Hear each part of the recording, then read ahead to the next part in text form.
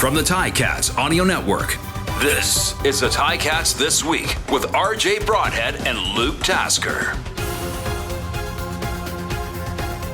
Always nice to have you tuned in for Ticats This Week, and this is a short week, just 4 days off between games, and it's a big one against Montreal. It's the home opener at Tim Hortons Field, so a lot to get to. I'm RJ Broadhead, he's Luke Tasker.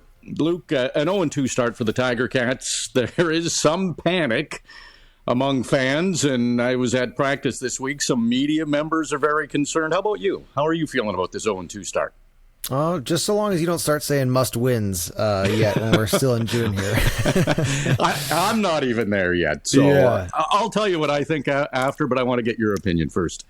Yeah, well, the encouraging thing, it's frustrating, but it's it's encouraging as well, is that it's pretty straightforward what's going on here. I mean, you can't turn the ball over in the red zone. At times, even though they got a lot better with penalties, against the Ticats in the game in Toronto, some of the penalties they did take were really costly and certainly helped the Argonauts put points on the boards. So, you've got to be able to execute a little bit better and a little bit more clean. I can't remember if it was in our broadcast, RJ, or could have been Ticats This Week previously in the year, but sometimes I remember as a player you lose games and maybe you can't just point out some black and white stuff. It's a little harder, and that just means you're a bad team because the game, you're just losing games, and it's hard. But if there's mistakes right in front of you, if there's things that are really coachable and things that you can correct, we heard Coach O say throughout these first 2 weeks of the season, you can identify a problem and then see how likely is it that we can fix it, or that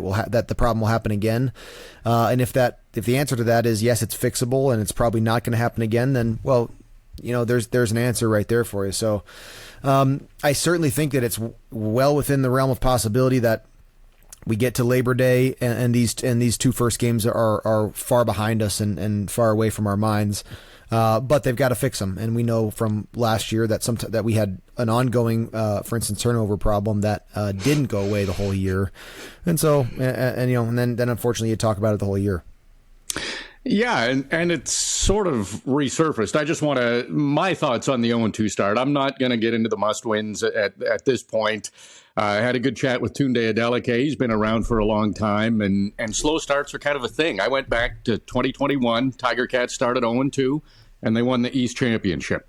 Last season, they were 0-4. They lost their first 7 road games, and they made the playoffs. So 0-2, and think about it, in Winnipeg and in Toronto, two of the best teams in the CFL. Those are tough places to win, and you probably give yourself a 50-50 shot going into those places, whereas some of the visiting games, you'd maybe give yourself, if you're the Tiger Cats, a better chance of winning. So you play two really tough teams on the road to start the season.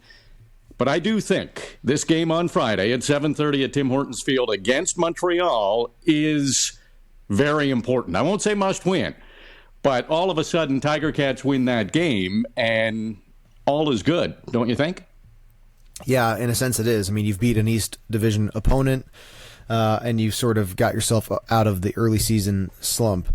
And also, like you said, there's sort of some expected hardship with going on the road to those two teams that they started the season with. But there's sort of an expected advantage to playing an East Division opponent at home. And so there is sort of some weight and some pressure on this game. Even the year where we started off 0-8 in the I think it was 2017, we still were fighting for the playoffs at the end. But every game, every loss is a deeper hole that you've dug yourself into. So, great opportunity against Montreal at home here, and a team who's only played one game, and maybe you could argue isn't in the rhythm of their season yet. You brought up turnovers, Luke, so let's talk about it. According to the CFL stats, I think they have 4 turnovers for Hamilton in game 1. They actually had 5. For some reason, that interception on the 2-point convert hasn't been calculated. So they have 7 turnovers in 2 games. The statistics say 6 turnovers, so they're a -2. But can you ever remember seeing where turnovers turn into points against so often? The 2 interceptions against the Argos, they were picked off in their end zone, which would have been points for the Tiger Cats, and that's kind of a double blow, but they had to go a long way to turn those into touchdowns. It's just uncanny how it just seems to happen. If there's a turnover, the other team's getting points. Yeah, it has been that way, and I like to as we go through the broadcast of the game, to not lump every turnover into the same category as others. There are some turnovers that are more damaging than others. For instance, the most obvious example is a deep pass downfield that gets intercepted and the play ends is almost equal to a punt. It can be. There are times when it's as equal to a punt, but a sack fumble in the backfield. That's a much more damaging interception because there's maybe something like a 30 to 45 yard field position swing right there too. So and then of course the score zone, you immediately take points away from your own team, points that you had already earned with your field position with a drive that got into scoring territory. You trust your kicker to make those field goals, and then of course you're a chance to score a touchdown. So you take those points away from yourself, and then to your point there, RJ, if that offense is able to then drive the field and score again, it is sort of a double whammy. And so there are, every turnover is damaging. We'll never stop talking about that for as long as they play football. To give away the ball, especially in our sport, is a crucial mistake. And unfortunately, the Ticats have sort of continued to struggle with it into this season. Looking at the depth chart going into this game, defense is relatively the same. Lawrence Woods is back at the field corner, so that's good news that he only missed the one game, and he'll be back as the returner as well. But there are some concerning things with the defense. The rushing yards allowed over 2 games, they're averaging 127.5 yards rushing against this defense, who was number 1 against the rush last season. So last season, regular season, they allowed 3 games where there were 100 or more rushing yards against. They've already allowed 2 this year. Are you seeing anything that can be pinpointed against this defense, or just really good running backs they're facing? Dylan Wynn is a key, missing piece of that formula right now, just with his injury. And you've played some good running backs early in this season. I was particularly impressed with Toronto's run game there, and just the quickness to the line of scrimmage. AJ Ouellette and then the quickness into the second level there. I do think the Ticats with some youth up front there right now, but I think it will be learned. I think we'll see that get better. And there were there were times last year where they had weak spots as well. Although across the board they were excellent against the run. It was surprising sometimes when we watched some games get away from them there in crucial moments, and this team, maybe they're having some hardships in the run game or the run game's defense to start the year. I think that they'll continue to see that get better as the group just gets a little bit more experience together. Also, 5 takeaways in the first game, none against Toronto. That's probably a point of focus for this Montreal game, to get some of those takeaways. I think so. And we talked about that on the Coach O show earlier this week. That's the part of the ratio that we tend to ignore. We tend to ignore last year because it was such a damaging part of the season, how many times the ball was given away. But especially in that Toronto game, and you got to say, Chad Kelly, AJ Ouellette, those guys handled the ball well and had good ball security. They passed for nearly 200 yards in the first half, and then did not pass frequently in the second half. So, they were, with their lead, they were maybe calling a little bit more of a conservative game plan that makes it harder to intercept the ball, and it puts the ball in the running back's hands, who knows that his job is to hold on to it. So, but Mark Washington's defense, you gotta, they're talking about it, and those guys are hungry to get those takeaways. it is part of the formula. I mean, that's just as important as training that iron cross with your arms and training that high and tight, training that quarterback to be sure in his reads. The other part of the formula is ball hawking, is those defensive and special teams guys. Those, the collisions are bigger and guys are moving faster and from wider angles and special teams, and to really be keying in on being opportunistic with a chance to cause a fumble, something they've got to increase as well. Quarterback sacks, Tiger Cats have 2 in 2 games, and there's some, you mentioned Dylan Wynn, he's obviously a big factor being out, but Jagarrett Davis, he's known for his quarterback sacks. Malik Carney at 7, Casey Sales, Mo Diallo, they'll all be back as the starters on the defensive line. And I bring up quarterback sacks because Montreal allowed 6 in their only game against Ottawa, so Cody Fajardo is vulnerable to that. Do you expect we'll see a little more pressure on Fajardo than we have seen on the previous 2 quarterbacks in the 2 first games for the Tiger Cats? Yeah, I would love to see Jagarrett Davis get to the quarterback there a little bit.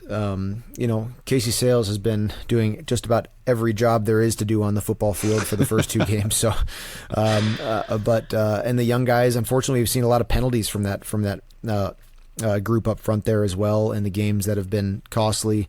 But certainly that's a part that needs to increase as well, as just the ability to get to that quarterback and cause a little disruption. I think, Zach Collaros is always going to be making plays with his feet outside of the pocket when he has to.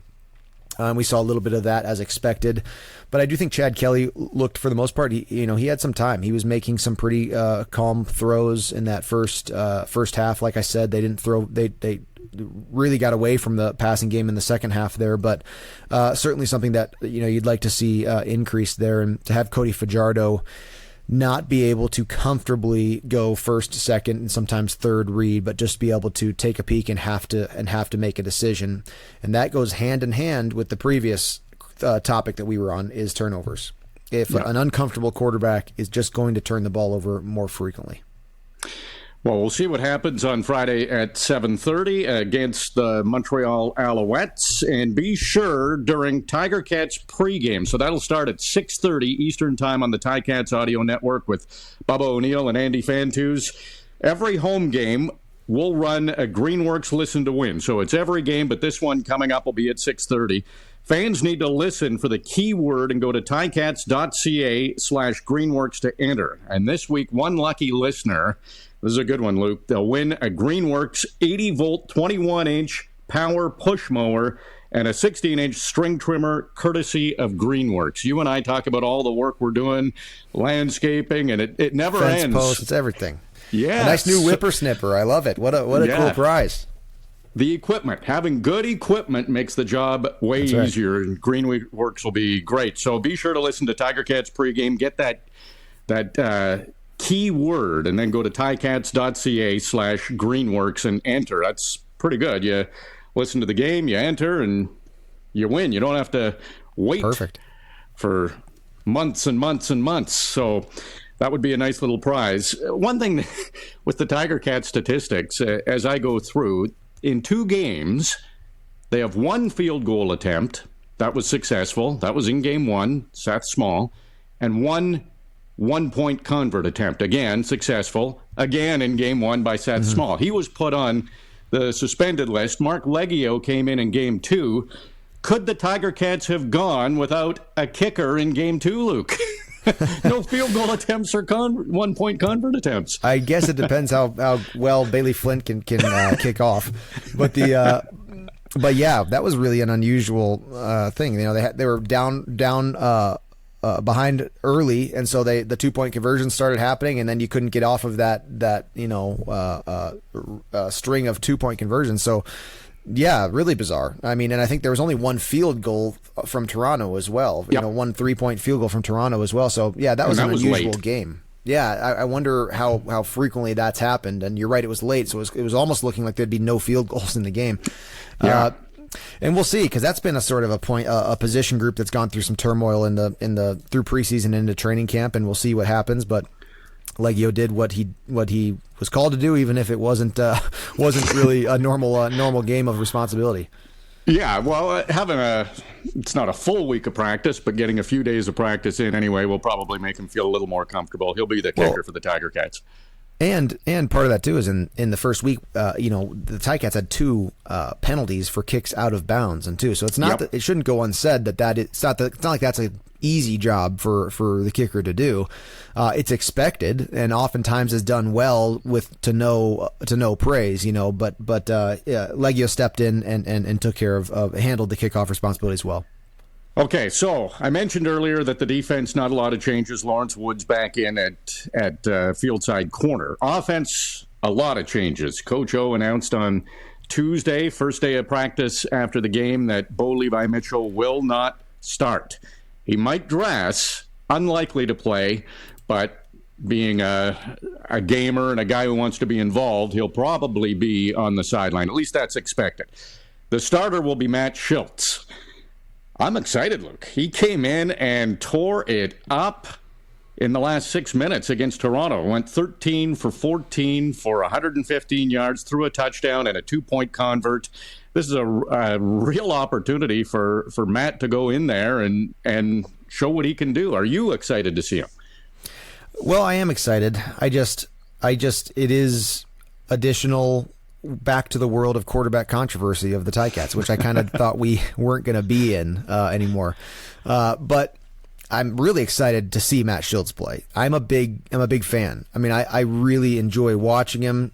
I enjoy talking with him. He's got everything you kind of want in the demeanor of a quarterback, and has fun out there, and has a light in his eyes. I mean, he really loves it and is excited to go. Of course, I would have also been really excited to see Bo Levi Mitchell come out in a third game and make right some of the mistakes that he's made. I think that we'll have more chances to see Bo Levi Mitchell. But it's a change that they thought. I mean, I asked Coach O in our Coach O show as that gets released on Tuesdays. This is prior to this news. And I said, "What do you do about Matt Schultz? Like, what do you do about this guy? He keeps on coming in and just playing great. When at moments when you didn't know if he was going to or whatever." And apparently, the answer is you start him and you give him more chances to play. And so I don't necessarily, or I guess I'm not necessarily surprised by it, but I just one part of me is saying, like, Mazzoli and Dane and Schultz, and now we've got a new set of some back and forth here, and what really matters is, no matter what number is on the field or what name's on the jersey, is just that we have some consistent quarterback play out there.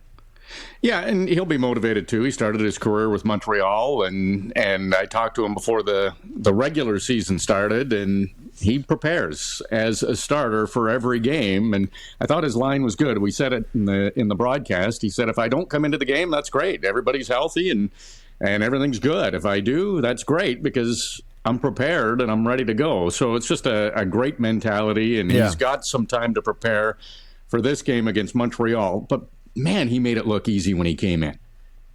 And it's not easy. It's not. And, you get a second, maybe you don't know how early he's told about that. Is he given a drive? Is he given a play? Boy, he couldn't have, though, Luke, because the injury to Bo Levi Mitchell, of course, there's no way he would have known. Of course, in that game, there's no heads up, right? And so you hit the field, and you've got your week of prep, but you've also been standing there for 2 hours, and you're just not in the energy of the game like somebody who's been handling all the reps through the day. So I mean, that's a unique skill of quarterbacks in general, but of a guy who like Matt Schultz, who has kind of done this throughout his career. But he came in and very immediately looked really sharp. Couple other changes on offense. Richie Sindani is back from his suspension, and he had a touchdown in each of the 2 preseason games, so we'll see if he can continue that. But Tyreek McAllister, who's been with the team for, what are we at? So tomorrow will be 10 days he's been with the team. Spent some time with the Denver Broncos. He's listed as a running back / receiver. He'll play the slot for the Tiger Cats, and he was wearing number 35 in his first day at practice, and I said to Brandon Treader, who's the communications manager for the Tiger Cats, I said, who's 35? He stood out right away.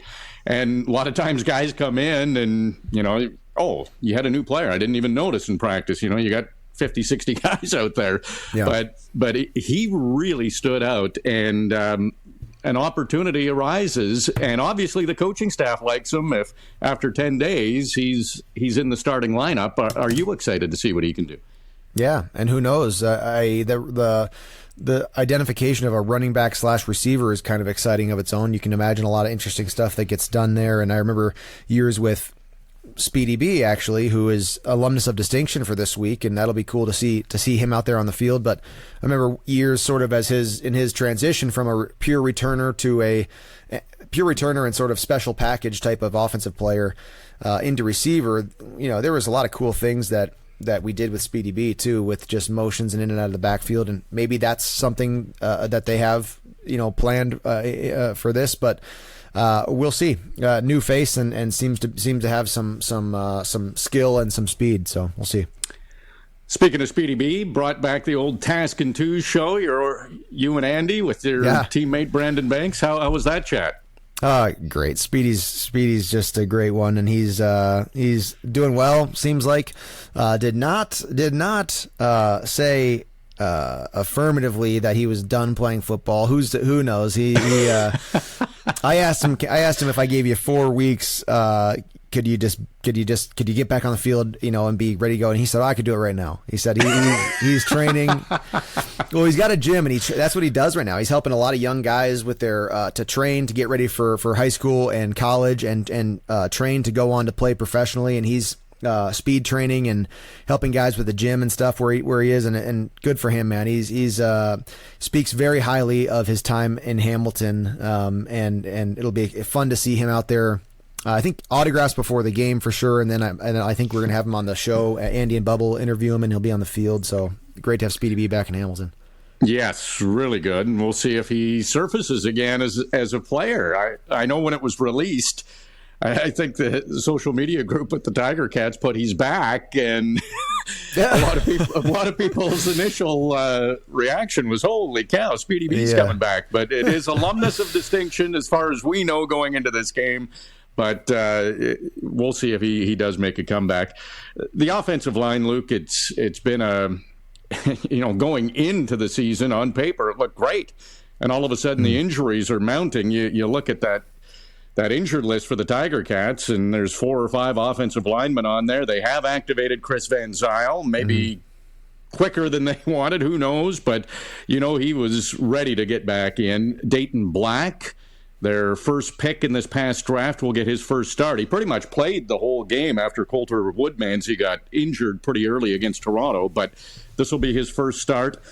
Brandon Kemp, he moves from right tackle to left tackle, so he'll have that blind side of Matt Schultz. And Kendrick Sartor, he'll come in at right tackle. Both Kemp and Sartor are 6'7", well over 300 pounds, so you've got a couple of towering presences on the ends of the offensive line. But the injuries for what was expected to be a strong point for the Tiger Cats have started to mount on the offensive line. Yeah, every year it seems like the injury bug picks a position group, and it can be really hard. And unfortunately, with the six O linemen who have traveled to those first games, the injuries went beyond the depth at that position group, which is where Casey Sales came into play in both of those instances. And yeah, that is hard. And I think part of the storyline of the Toronto game last week was Bo Levi Mitchell not being overly comfortable back there. I mean, he at times he did, of course, but there was a lot of times where he got back there and started to move right away.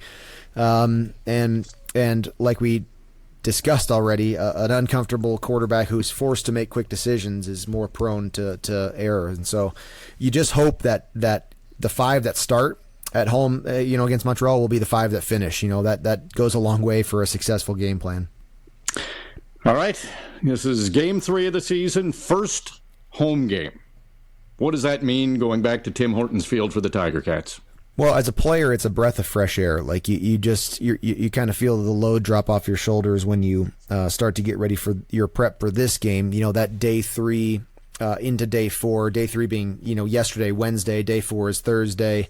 As you get ready for that Friday game, and you don't have to get on the bus, you don't have to go, all the through the airports and the train stations and all that, and that you just relax. You can relax. You're going to come into your own locker room, your fans. You're going to sleep in your own bed, and that home game preparation is a lot more comfortable. And so finally the Ticats get to do that, and that it's an East Division opponent, all the better. And you've just got a great opportunity to go out there and to really be comfortable in front of your home crowd, to love that energy and to love the Tim Hortons Field atmosphere, and to try to be great, really exciting. And it's going to be a great game. Can the Tiger Cats do it? Can they get their first win of the season? Oh yeah. Why not? What a great day for them to do that. And we'll see. I mean, I think you and I are both. I mean, Ticat fans should be excited for Matt Schultz. Although, of course, you want you want Bo Levi Mitchell to be healthy and to be playing well. But why not? This will be a great match, and the Ticats 1-2 after this weekend, and you've sort of righted the ship.